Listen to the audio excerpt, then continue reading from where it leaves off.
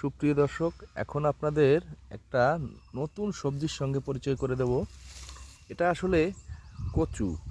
কচু অনেকেই খান না হয়তো। কচু অত্যন্ত সস্তা মূল্যের হওয়ার কারণে একটি সহজলভ্য সবজি, যেটা খুব অল্প দামেই পাওয়া যায়। কিন্তু প্রিয় দর্শক, আপনারা জানলে অবাক হবেন যে এই কচু শাকে, কচুর ডগায়, কচুর লতিতে এবং কচুর যে গোড়া, এটা বিভিন্নভাবে খাওয়া যেতে পারে।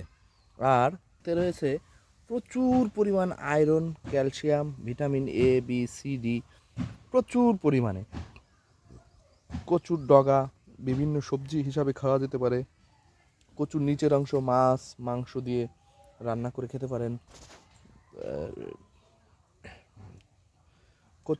কচুর উপকার বলে শেষ করা যাবে না। ধন্যবাদ সবাইকে আর একটা ভিডিওর সাথে থাকার জন্য।